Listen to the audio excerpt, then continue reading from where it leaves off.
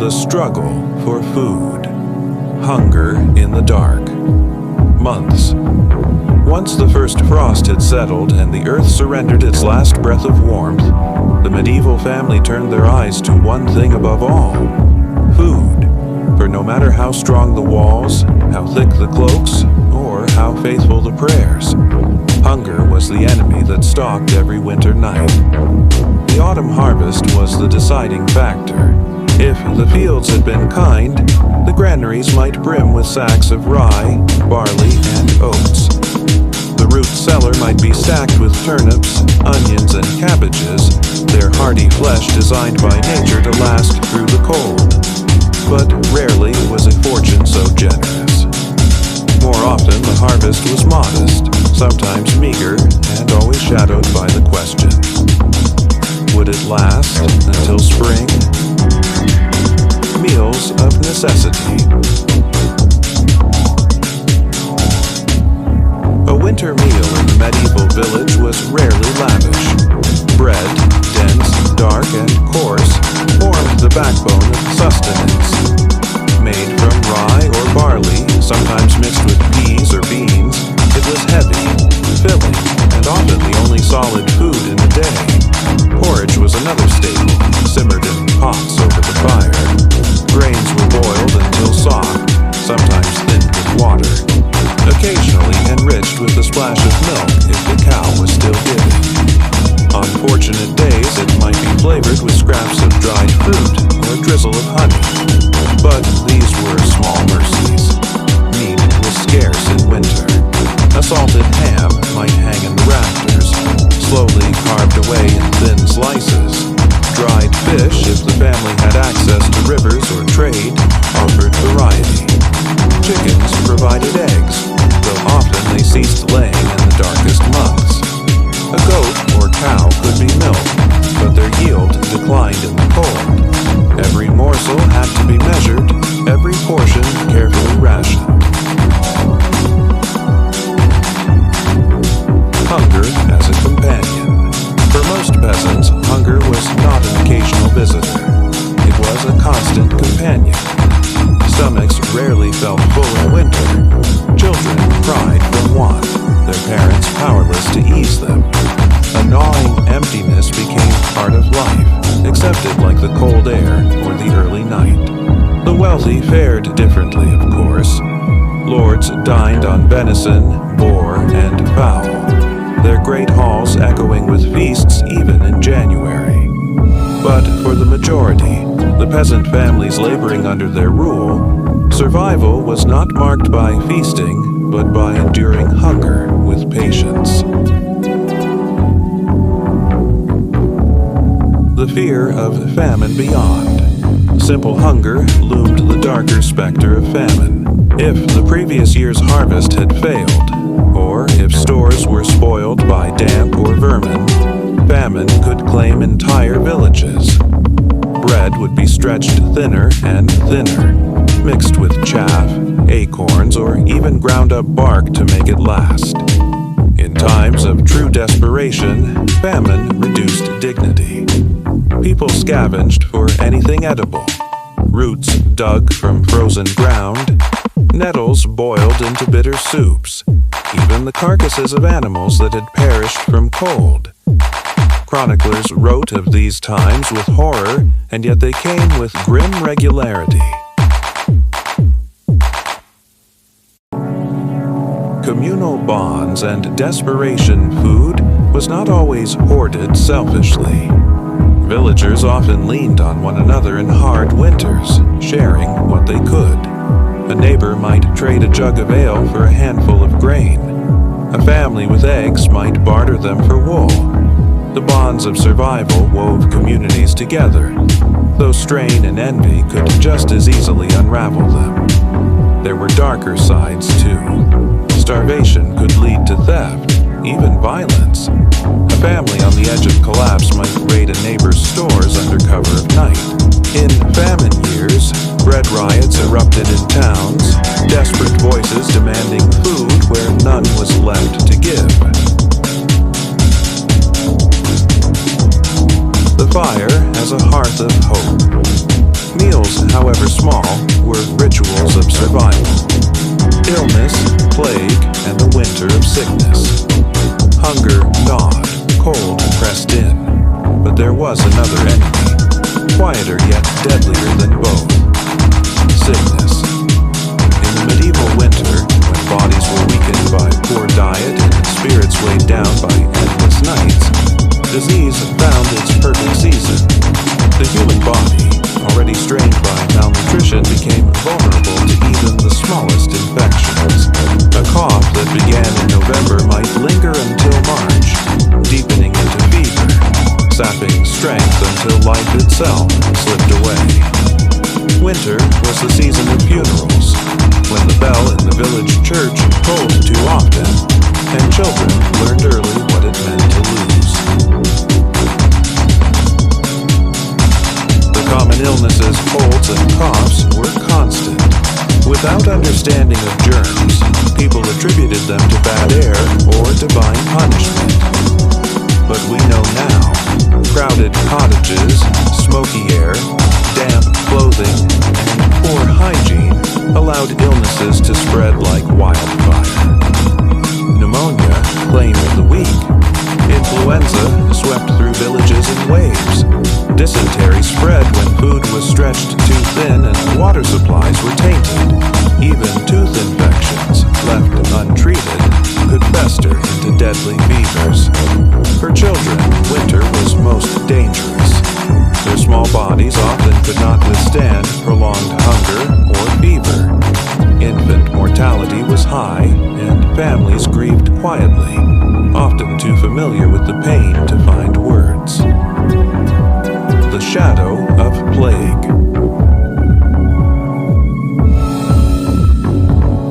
Though not every year brought it, the memory of the Black Death haunted the medieval mind. The plague of the mid-14th century had swept through Europe like fire, killing millions, emptying villages, and scarring the collective memory for generations.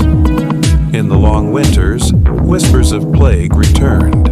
Any sudden swelling, any unexplained fever could ignite panic. Though the great waves of plague did not come every year, fear lived on. Priests prayed, bells rang, and people crossed themselves against an invisible terror. Herbal remedies and folklore medicine was limited. Without modern science, cures were sought in herbs, rituals, and faith. Garlic, onions, and honey were prized for their supposed healing properties. Infusions, faith, festivals, and the light in the darkness. In the heart of the medieval winter, when nights stretched longest, when the cold pressed hardest, when hunger and sickness seemed unending, there was one refuge the people turned to again and again: faith. Faith was not only a belief, but a rhythm, a framework that gave meaning to suffering and joy to survival. The church was not just a place of worship, it was the heartbeat of the community, the one constant presence even when snow buried the fields and famine gnawed at the bones. The calendar of faith. The medieval year was built around the church calendar, and in winter this rhythm mattered more than ever. As the world outside lay barren, the cycle of feasts and fasts gave shape to time, lifting spirits when despair pressed down. Advent began the winter season, weeks of anticipation before the celebration of Christmas.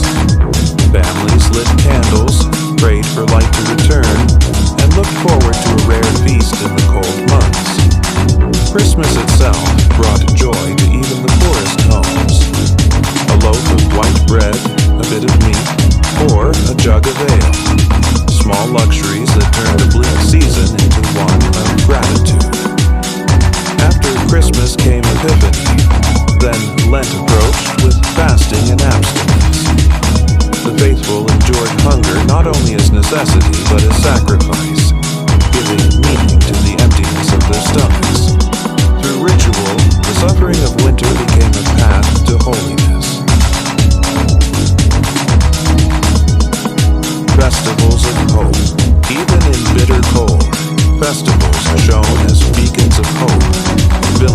gathered for communal feasts, sharing warmth, song, and laughter.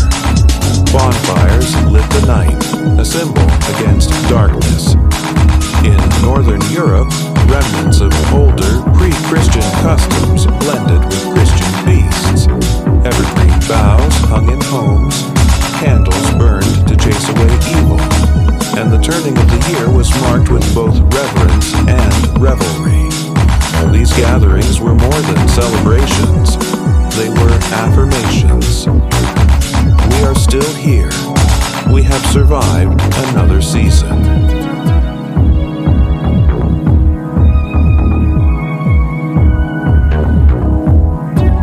Music and storytelling. When the outside world froze, the inside world of the imagination came alive.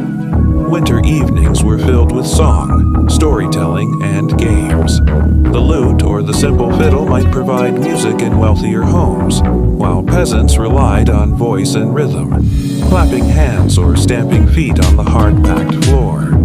Stories were shared by the hearth, tales of saints and miracles, legends of heroes, warnings wrapped in fable. For children, these stories were both entertainment and education, teaching them courage, faith, and the values of their people. Light in the darkness candles became sacred in winter. Their soft glow pushed back against the crushing night. In churches, hundreds of candles lit up stone walls, transforming cold spaces into realms of golden light. In cottages, a single flame became the center of the evening, fragile yet powerful in its ability to comfort. Light carried symbolic power. It represented Christ, salvation, and the eternal promise that darkness, no matter how deep, would always be broken by dawn. Faith as survival. For the medieval person, faith was not optional. It was essential. Without it, despair would swallow them whole. Belief in God's will gave purpose to hardship, transforming hunger into penance, illness into trial, and death into passage. Prayers rose from every hearth. Villagers prayed for good harvests, for health, for safe childbirth, for forgiveness. In the coldest nights, they prayed for endurance. Faith was the invisible cloak that wrapped around them when wool was too thin and food too scarce. The church as shelter. The physical church itself was a refuge. Its stone walls offered space for gathering. Its rituals gave structure to chaos. Bells rang not only to call to Mass, but to mark time, dividing endless nights into hours, giving a sense of order. Priests offered blessings, comfort, and sometimes even bread to the poorest. Monasteries, with their stores of food and knowledge, were islands of stability. The monks' chants echoed across frozen fields, a reminder that prayer was unceasing, that hope still lived. The human spirit in winter. Through festivals, faith, and fellowship, medieval people wove joy into suffering. Laughter echoed even when bellies were empty. Songs rose even when coughs lingered. Candles flickered even when storms raged outside. This was the paradox of winter. It pressed down hardest, yet it also drew people closest. Faith gave meaning. Festivals gave relief. And together they gave people the strength to endure until spring. In the deepest night of the medieval year, when the cold seemed endless and death seemed near, faith was the light that never went out. Lords, castles, and the winter divide between rich and poor. Not all winters were endured the same way. For peasants, winter meant hunger, cold, and fear. For lords and nobility, winter was a different world altogether. A world of roaring hearths, heavy feasts, and entertainment that mocked the hardship beyond castle walls. Yet even behind a stone, the season was not without its trials. The warmth of the great hall. In a medieval castle, the heart of winter life was the great hall. Fires roared in vast hearths, their flames rising against soot-darkened stone. The nobility feasted beneath timbered ceilings, long tables groaning with roasted meat, trenchers of bread, and flagons of ale. Venison, boar, goose, and even imported spices found their way into noble kitchens, luxuries unimaginable to the common farmer. Minstrels sang, jesters performed, and the winter evenings were filled with merriment. Outside, peasants starved. Inside, courses stretched on for hours. The contrast could not have been sharper. The burden of wealth. Yet even castles were not immune to winter's touch. Drafts slipped through arrow slits, icy winds seeped through stone, and chambers far from the hearth were bitterly cold. Servants scurried with braziers and blankets, but warmth was never guaranteed. Food stores had to be managed carefully, even in noble households. A poorly planned winter could empty larders, leaving embarrassment for a lord whose honor depended on generosity. For all their wealth, nobles too relied on the rhythm of harvests, the loyalty of peasants, and the grace of nature. The divide of diet. In winter, the diet of the noble and the peasant displayed the starkest divide.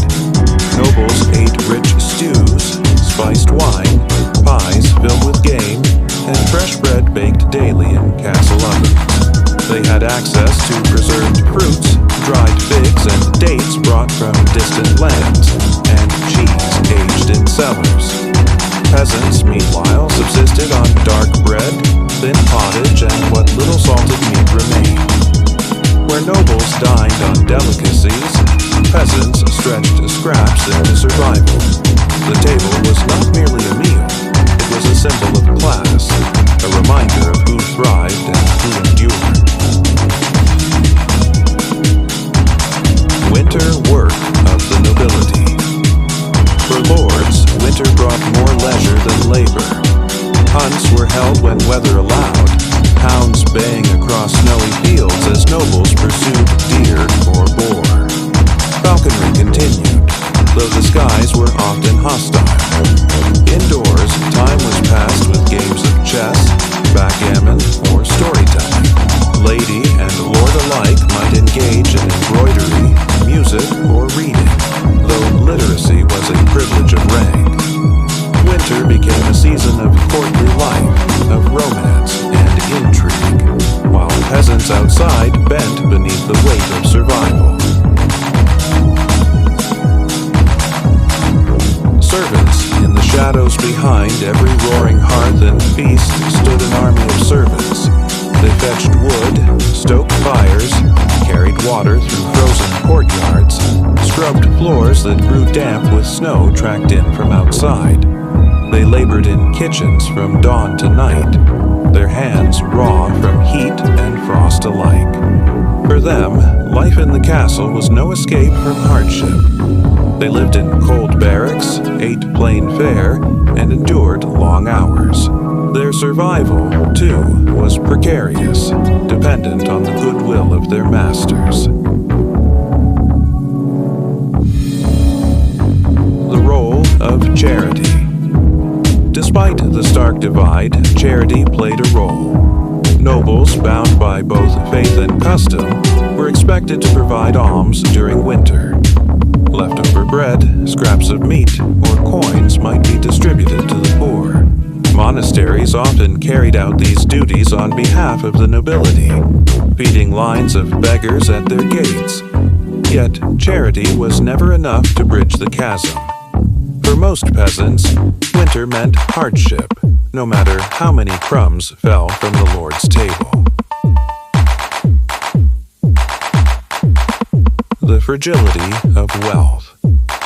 Though the nobility lived in greater comfort, they were not invincible. Disease did not spare them. Fevers, plague, and accidents claimed noble lives as readily as peasant ones.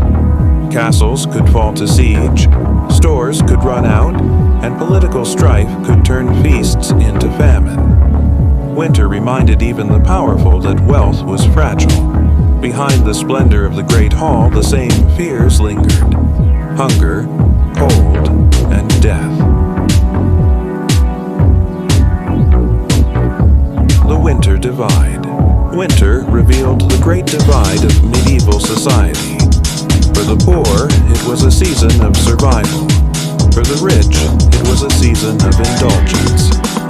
But beneath the surface, both were bound to the same cycle of nature, the same uncertain harvests, the same turning of the year. Snow fell on thatched roofs and castle towers alike. And though the burdens were not equal, all waited for the same spring to return. Work, labor, and the endless tasks of winter. To imagine winter as a season of rest would be a mistake. For the medieval peasant, work did not vanish with the snow. It only changed shape. Though the fields lay fallow, life was still a ceaseless rhythm of labor. For survival in winter was earned through constant toil. Chores in frozen dawn. Morning began in darkness. Before the sun crept over the horizon, before frost had melted from the thatch, peasants were already at work. The first duty was to tend the animals: cows, sheep, pigs, and chickens whose lives depended on human care. Water troughs were smashed free of ice. Stalls were mucked and refilled with straw. Feed was measured out. Precious grain rationed carefully so it would last until spring. Without this care, livestock would perish, and with them, a family's wealth and food supply. The hearth as workshop. Inside the cottage, work never ceased. Women spun wool by the hearth, their fingers red from cold, twisting fibers into yarn that would later become clothing or blankets. Others mended garments, patching worn tunics or darning woolen socks that barely held against the frost. Cooking itself was labor. Bread had to be baked from coarse grain, stews simmered slowly over fire, and ale brewed to ensure safe drinking water. The hearth was not only warmth, it was the workshop, the kitchen, the center of life. Winter crafts and industry. Winter gave time for tasks that the busy harvest months could not allow. Men repaired tools dulled by the autumn's work, sharpening sickles, reforging plowshares, carving handles for axes and hoes. Blacksmiths worked in smoky forges, their hammers ringing against anvils, shaping iron that would be needed when spring returned. In villages, coopers made barrels, cobblers stitched shoes, and carpenters mended wagons. Though fields were bare, the work of sustaining a community continued indoors, fueled by the crackle of fire and the determination to endure. The burden of gathering wood was the currency of survival. Families trudged into forests to gather fallen branches or cut logs. Bundles of sticks, called faggots, were hauled home on weary backs. Without fuel, fires would die, and with them both warmth and the ability to cook food. In some places, rights to gather wood were tightly controlled. A peasant caught stealing from the Lord's forest might face fines, or worse. Thus, every armload of wood carried not only weight, but risk. Children at work. No one was spared from winter labor. Children carried water from frozen streams, fetched wood, or helped tend smaller animals. Their hands learned to spin, weave, and mend almost as soon as they could walk. Winter was their schooling, not of books, but of survival skills passed down by necessity. In the evenings, children might play games by the fire, but even play often carried lessons, teaching dexterity, memory, or endurance. Childhood in medieval winter was brief. Work came early, and often it never truly ended. Nightly vigil.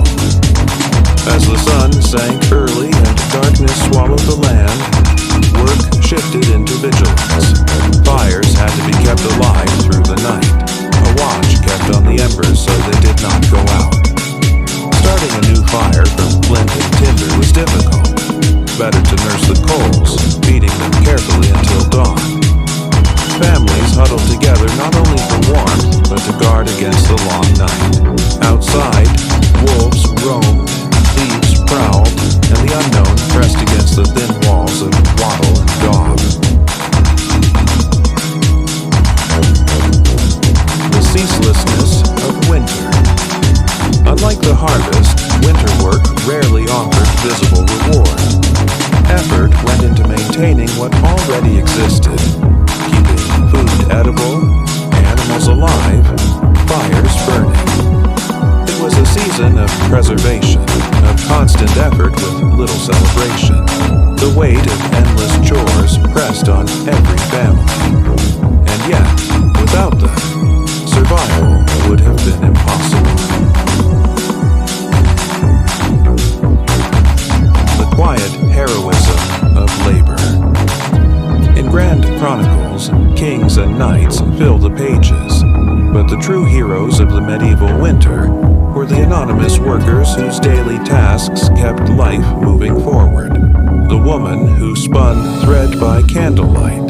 The man who repaired a plow in the cold of a barn. The child who carried wood across snow. These were the acts that held civilization together. It was not glorious, it was not celebrated, but it was essential. And in the silence of medieval winter, it was labor that gave shape to survival. Storms, famines, and the perils of a harsh winter was not merely cold, it was a predator. Its storms, its hunger, its relentless grip tested the strength of every community. A medieval winter could turn deadly in countless ways, striking rich and poor alike, though the poor bore the heaviest weight. The wrath of storms. Blizzards swept across the land, burying fields and villages alike in drifts of snow. Roads vanished beneath white blankets. Roofs sagged under the weight, sometimes collapsing onto the people huddled beneath them. Winds howled through cracks in timber and thatch, carrying with them the sting of frostbite. To venture beyond 1's door during such storms was to risk becoming lost in a world of swirling white, where landmarks disappeared and only the strongest could fight through the cold. Travel all but ceased. Messengers, traders, and pilgrims were stranded. Even lords in their castles found themselves cut off from the world. The walls, no defense against isolation. Hunger without end. Famine was the shadow that haunted every winter. Crops harvested in autumn were finite, and if the yield had been poor, the months ahead promised hunger. By February, stores ran low. The salted meat barrels grew empty, grain bins hollowed, root cellars bare. Families stretched what little remained, turning scraps into thin broths, mixing bark or ground acorns into flour to make bread that filled but did not nourish. Children's bellies swelled with malnutrition. The old grew frail. Some chose to fast so that the young might eat. A silent sacrifice repeated countless times across centuries.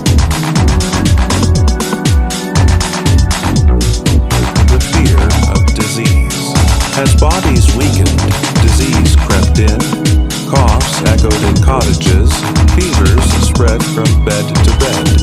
Crowded quarters, damp air, and poor diet turned winter into a breeding ground for sickness. Pneumonia, influenza, dysentery, and even plague could strike when people were at their weakest. A simple cough in December could become a funeral in January. Graveyards filled fastest in the cold months, when hunger and illness worked hand in hand. The wolf at the door winter also brought real wolves to the edges of villages. Packs, lean and desperate, prowled near livestock pens and sometimes even attacked travelers. Chronicles tell of wolves crossing frozen rivers to raid towns, their howls chilling the blood of those huddled indoors. For peasants already fearing hunger and sickness, the sound of wolves in the night was a reminder that nature itself pressed against their thin defenses. The fragility of hope. Sometimes winters were harsher than memory could recall.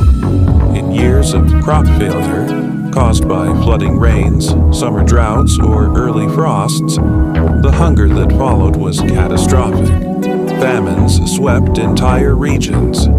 People abandoned villages in search of food. Some chronicles speak of desperate acts. Families boiling weeds, stripping bark from trees, even whispers of cannibalism in the most desperate hours. To the medieval mind, famine was both earthly and divine punishment, a test of faith as much as survival. Churches rang with prayers, but prayers did not always fill empty bellies. Castles under strain. Even the wealthy were not immune. If stores ran out, castles became prisons of stone. Feasting turned to rationing, and guests once welcomed with honor became burdens. In times of great famine, noble families too felt the sting of hunger. Their pride no protection against nature's indifference. But while nobles suffered hunger, peasants perished from it. The gap between discomfort and death was vast, and it was the poor who paid the highest price. The toll on spirit hunger and storms weighed not only on bodies but on minds. Despair grew heavy in the long nights. People feared the wrath of God, wondered if spring would ever return, questioned whether their families would survive. Songs became laments. Prayers turned desperate. Hope itself was rationed, carried carefully like the last ember in a dying fire. The perils of winter storms crushed roofs. Famines hollowed bellies. Wolves stalked the weak. Sickness spread unchecked. Each day survived was an act of defiance. Each dawn proof that the human spirit could endure what seemed unbearable. Winter was not only a season, it was an adversary. And for medieval people, every year brought another battle against its merciless hand. Medicine, remedies, and the struggle against winter illness. If hunger gnawed at the body and storms battered the home, sickness was the enemy that crept silently, striking when people were weakest. Winter, with its dampness, its closeness, its weakened diets, became a breeding ground for disease. And though the medieval world had its healers, its remedies, and its prayers, medicine was more often hope than certainty. The weight of illness. A cough in December could grow into a death sentence by January. Fever burned in cottages where smoke already stung the eyes. Children wasted away with swollen bellies. The elderly shivered under blankets, and mothers prayed over infants whose breath came shallow and short. In crowded huts where entire families shared a single room, disease spread like fire through dry thatch. Each sneeze, each cough, each touch was a thread that carried illness to the next bed.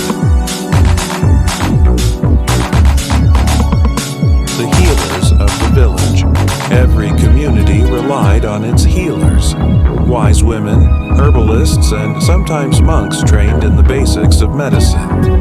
Their knowledge was a tapestry of observation, tradition, and trial passed through generations. Garlic was used to ward off infection, honey spread over wounds, chamomile steeped into teas for fevers. Willow bark eased pain, elderberry soothed coughs, mint calmed the stomach. Many remedies worked by chance of chemistry, though no villager knew the science behind them. But healing was also mixed with superstition. Charms, prayers, and amulets were prescribed alongside herbs. To the medieval mind, illness was not only physical, it could be spiritual, a punishment or a curse. Monks and medicine. In monasteries, inside the winter village, community, survival, and silent nights. When the snow settled thick across the fields and roads, villages became islands in a white sea. Travel slowed to near nothing. Few dared leave their homes unless necessity demanded it. For weeks at a time, life contracted to the narrow circle of the village itself. This closeness could be a blessing, but also a burden. The medieval winter brought people together, yet pressed upon them with fear and silence. The village as a fortress. Each village prepared as though under siege. Just as soldiers rationed food during war, peasants rationed every loaf of bread, every handful of grain. Ovens were lit less often to conserve both flour and fuel. Smoke curled from chimneys only at certain hours, and the smell of baking bread became a sign of relief. Neighbors leaned on one another. If one family's cow died, others might share milk. If a roof sagged under snow, men came with axes and ropes to pull it upright. Survival was a shared effort, born of necessity. But this unity had limits. When food ran short, kindness thinned. Some villages expelled the very poor, orphans and widows, seeing them as extra mouths that could not be fed. Winter revealed not only compassion, but also cruelty. The sound of silence. With fields dormant and roads buried, much of the daily noise of summer, plows, carts, market calls, vanished. In its place was silence, broken only by the crackle of hearth fires or the howl of wind. At night, the quiet was even deeper. Darkness descended early, and without candles or torches, families sat in near blackness. They spoke little, saving breath and strength, or they told stories in hushed voices, tales of saints, of heroes, of winters past. Storytelling became both entertainment and survival, something to hold back despair. Children in winter. For children, winter was both misery and wonder. They shivered in thin wool, their small bodies more vulnerable to hunger. Many did not survive to spring. Yet even amid hardship, children found joy. They played in the snow, sliding on frozen ponds or hurling clumps of ice at one another. Laughter rang in courtyards, a fragile defiance of the cold. Parents, watching, prayed their children would live to laugh again in spring. The hearth as the heart. In every home, the hearth fire was life itself. Without it, families would freeze. Around the flames, meals were cooked, clothes dried, prayers whispered. The hearth was the medieval sun, a glowing circle of warmth in the surrounding dark. Keeping it alive was a constant duty. Ash had to be cleared, wood chopped and dried. Sometimes embers were carefully banked beneath ash overnight so the fire would not go out. To To wake to a cold hearth was to wake to dread. Relighting it in a snowstorm could be near impossible. Illness and weakness. Winter's chill was a breeding ground for sickness. Colds deepened into fevers, coughs into deadly lung infections. Without medicine beyond herbs, honey, or prayers, the weak often died. Churchyards filled quietly through the season. Graves were dug even in frozen soil, though sometimes bodies were left in chapels until the ground softened. Death was an expected visitor in winter. The balance of fear and hope. Despite all this, hope remained. Winter was feared, but it was not endless. Families counted the days by scratching marks into wood, watching the lengthening daylight with cautious relief. Each sunrise that revealed a little less frost was a step toward survival. Villages sang at Christmas, lit candles for the feast of the Epiphany, and feasted on what little they could spare. These celebrations were not luxuries. They were lifelines, reminders that light still existed, even in the coldest months. The Winter Village. The medieval winter village was not simply a place of hardship. It was a crucible, shaping resilience and memory. Within those snowbound cottages, people discovered the strength of community, the cost of scarcity, and the fragile beauty of life itself. The nights were long, the days bleak, but together they endured. And beyond the silence and snow, the world waited for spring, lords, castles, and the winter of the nobility. When we imagine medieval winters, our minds often drift to the lives of peasants, cold cottages, thin broth, and hunger gnawing at their bellies. Yet above them, fortified castles and grand manors, the nobility faced their own version of the season. It was warmer, richer, and safer, but never free from hardship. Even the high-born, wrapped in furs and seated beside roaring hearths, were touched by winter's grip. The castle and winter castles, with their thick stone walls and drafty halls, were both fortress and prison in the cold months. Unlike the flimsy huts of peasants, their walls could keep out bandits and storms. But stone retained cold like a sponge. Even with fires blazing in vast hearths, entire rooms remained icy.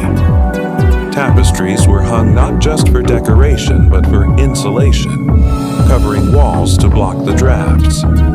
Floors were strewn with rushes, sometimes mixed with herbs to mask the smell of dampness. Windows, small and often unglazed, were covered with wooden shutters or oiled cloth to keep out the snow-laden winds. Still, cold crept into every corner. Servants, tasked with carrying firewood through endless corridors, worked constantly to feed the flames. Noble diets and winter tables. For lords and ladies, the winter diet was far richer than that of peasants. Salted venison, pork, beef, and preserved fish filled their tables. Barrels of ale, casks of wine, and stores of meat were stacked in cellars. Spices, pepper, cinnamon, cloves, imported at great cost, transformed meals into feasts. But even noble supplies were finite. If trade routes froze or snow made roads impassable, luxuries dwindled. A winter longer than expected could deplete even a castle's pantry. For the noble household, hunger rarely meant starvation, but it might mean the humiliation of simpler meals, the absence of meat at every sitting, or watered-down ale. Life within the walls. Winter slowed the rhythm of noble life. Hunts became more dangerous. though some lords relish the challenge of chasing deer across snow-covered fields or setting falcons upon hares. When storms raged, entertainment turned inward. Minstrels, jesters, and storytellers were called upon to keep spirits high. Music echoed in great halls, accompanied by dancing, feasting, and drinking. Ladies of the castle worked on embroidery or managed estates through ledgers, while knights honed their skills indoors with practice weapons. Yet boredom was a constant threat.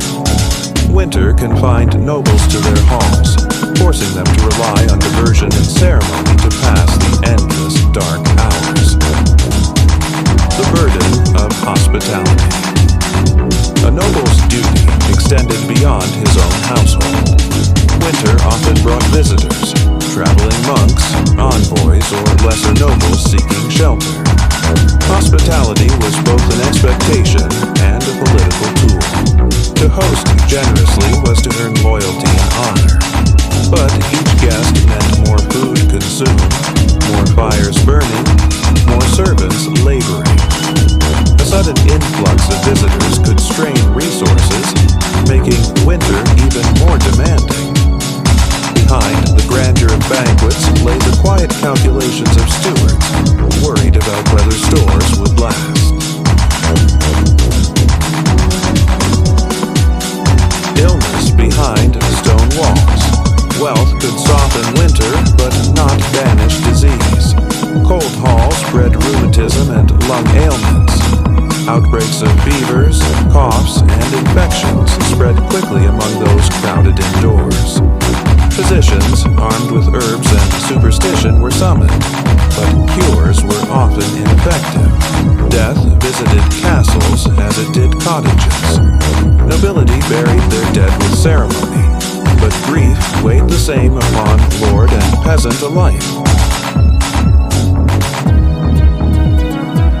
Symbols of power. In winter. Still, the noble's winter was draped in symbols of wealth and endurance.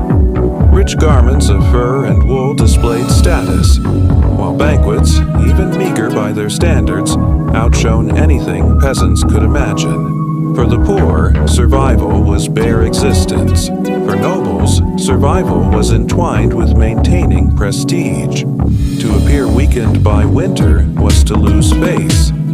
Thus, castles gleamed with torchlight, tables groaned beneath food, and fires roared high, even if behind the show was the quiet fear of scarcity.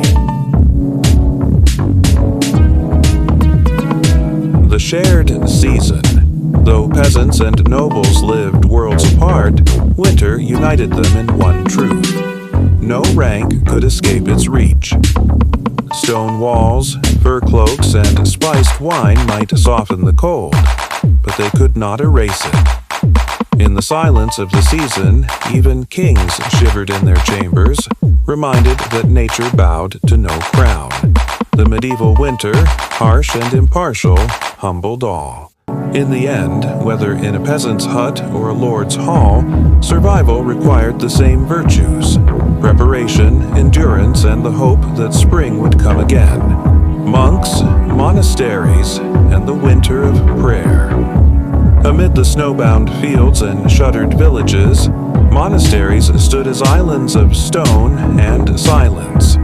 To many, they were sanctuaries of prayer, learning, and order in a chaotic world. In winter, their role became even more vital. They were both places of survival and symbols of spiritual endurance. The cloister in winter. The monastery cloister, stone arches surrounding a square courtyard, was never meant for warmth. In winter, icy winds sliced through its arcades, and snow drifted across its flagstones. Monks wrapped themselves in habits of coarse wool, their breath steaming in the frozen air. The cloister, though bitterly cold, was still the heart of their lives, where they walked, prayed, and meditated, even when their sandals numbed their feet. Within, the monastery church was little warmer. Great stone walls trapped chill as easily as they services were held in pre-dawn darkness, the chanting of psalms echoing beneath vaulted ceilings, mingling with the crackle of sparse torches. To pray in winter was to endure the cold as part of devotion, a test of discipline as much as faith. The rhythm of prayer. Monastic life did not bend for the seasons. The bells still rang 7 times a day, calling monks to prayer. Matins in the night, lauds at dawn, and so on through vespers at dusk and compline before sleep. Even in the dead of winter, when the night was long and the journey from bed to chapel was an ordeal, the rhythm of prayer continued. It was not comfort that defined the monastery in winter, but constancy. Amid storms and famine, monks embodied the idea that endurance itself was worship. Work in the cold. Monks did not only pray, they worked, tending sheep, brewing ale, copying manuscripts, or teaching the poor. Winter pressed hard on these duties. Livestock needed more care when fodder was scarce. Brewing continued, but with icy water drawn from wells. Scribes bent over parchment in freezing scriptoria, their fingers stiff as they guided quills across vellum. Despite hardship, the work was considered holy. To labor in the cold was to imitate the suffering of Christ, a reminder that devotion meant sacrifice. Charity and survival monasteries were also lifelines for the surrounding poor. When famine struck, villagers came to the gates begging for bread. Monks, bound by vows of charity, distributed food from their stores. Thin pottage, loaves of coarse bread, and cups of ale were handed out to keep the needy alive. But resources were not infinite. Monasteries themselves felt the bite of scarcity. Generosity could drain their granaries, and decisions had to be made. How much to give, how much to keep, and how much to trust in God's providence. In this balance lay both mercy and survival. Illness and discipline. Cold cloisters bred sickness. Fevers and chills spread among monks as easily as among peasants. The infirmary filled, and herbal remedies, garlic, sage, honey, and vinegar, were applied with faith more than certainty. Some monks did not survive, their deaths recorded in quiet obituaries, their names added to the long memory of the order. Yet the discipline of monastic life gave structure even to suffering.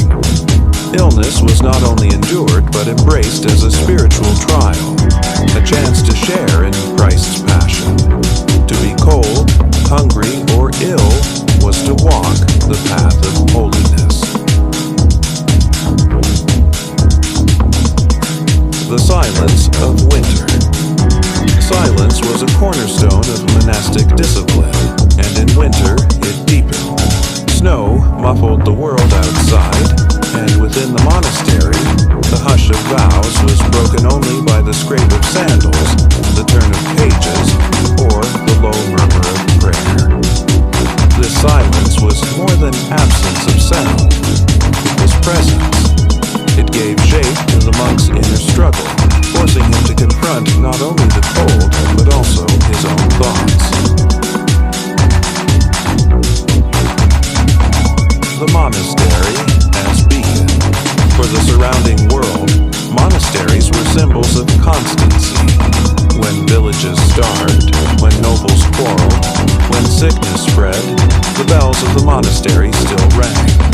Smoke rose from its chimneys, candles burned in its chapels, and prayers were offered without cease. In winter, perhaps more than in any other season, monasteries reminded people that endurance was sacred. To survive was not only a matter of food and fire, it was also a matter of the soul. The winter of prayer. The monks' winter was stark, but it was also meaningful. Every cold step to the chapel, every whispered psalm in the dark, every act of charity at the gate was part of a larger truth. Survival was not just physical, but spiritual. And so, while peasants huddled in huts and nobles feasted in castles, the monks endured in silence and devotion. Their survival, like their prayer, was woven into the rhythm of the medieval winter itself. Food, famine, and the edge of starvation. If winter in the medieval world had a single enemy, it was hunger. Cold could be endured with cloaks and fire, but when the larder emptied, there was no shield. To live through the winter months meant not only braving the frost, but also battling the steady, gnawing ache of the stomach. The harvest's shadow. Everything began months earlier, at harvest time. The fields yielded grain, beans, peas, and vegetables. But the question was never how much was gathered. It was how much remained after taxes, tithes, and rents. Lords claimed their share. The church took its tithe, and only then did peasants store what was left. A poor harvest meant doom. Families prayed for mild summers, enough rain but not too much, no pests, no storms. For every kernel of grain lost in the fields was one less meal in the winter. By the time snow fell, the harvest was memory, and survival was reckoning. Preserving for the season. Without modern refrigeration, food had to be preserved. Meat was salted and smoked, fish dried on racks or packed in barrels, apples stored in pits, beans dried, and grain sealed in sacks. Cheese hardened in cool cellars, honey was kept in crocks, and ale brewed in the autumn was stored in casks. Yet preservation could not halt the steady dwindling. Rats gnawed, mold spread, and barrels leaked. Even the best prepared family found their stores shrinking faster than they wished. The Hunger Gap. By February and March, the Hunger Gap arrived. The old stores had nearly run out, but new crops had not yet grown. It was the cruelest season when bread was thinned, stews stretched with water, and hunger stalked every household. Families scavenged for what they could find. Nettles, dandelions, acorns ground into bitter meal. Some turned to bark flour, scraping the inner layers of trees to mix into bread. It was food only in the loosest sense, enough to fill the belly but not to nourish. Children weakened first. Their small bodies demanded growth, but winter offered only scarcity. Records speak of the young wasting away, their cries fading into silence before the thaw. Famine years. When winters followed poor harvests, famine descended. Entire regions starved together. Chronicles tell of the Great Famine of 1315, 1317, when rains ruined crops and winter deepened the crisis. People ate dogs, cats, and horses. Some, it was whispered, turned to even darker measures. Villages emptied, churchyards filled, and famine left scars for generations. Even in less catastrophic years, famine haunted the edges of memory. Every winter brought the fear. Would this be the year hunger conquered? Noble tables versus peasant bowls. The contrast between classes was sharp. In castles, feasts of venison, pork, pies, and spiced wine warmed noble tables. Though even lords worried about dwindling supplies, few faced true starvation. Meanwhile, peasants gathered around bowls of pottage, thick soup of whatever could be boiled together. On good days, it contained beans, cabbage, or scraps of meat. On bad days, it was little more than water and a shred of onion. The peasants' hunger was constant and their bodies reflected it. Thin frames, bowed backs, and short stature were the legacies of generations living on the edge of starvation. The church and charity. In times of famine, people turned to the church. Monasteries opened their stores, offering bread and ale to the needy. Parish priests begged wealthier parishioners to aid the poor. Almsgiving increased in winter, not only out of charity, but out of fear for the soul. Helping the hungry was believed to earn God as favor. Yet generosity had limits. Monasteries, too, had to preserve their food, and nobles weighed mercy against their own survival. The poor often received help last when stores were already running low.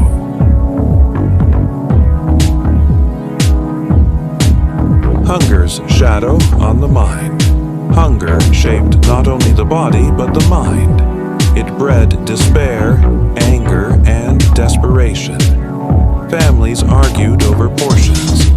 Neighbors eyed one another with suspicion, fearful of theft. Crimes of necessity, stealing bread, poaching a rabbit, rose in the winter months. And yet, hunger also bound communities together. When famine struck, villages prayed together, fasted together, and dreamed together of spring. Hunger was misery, but it was also a shared burden. The edge of starvation. To survive a medieval winter was to walk a knife's edge between sufficiency and starvation. Each bowl of soup, each loaf of bread stretched across a week, each handful of grain hidden away meant another day of life. The fear of famine never fully left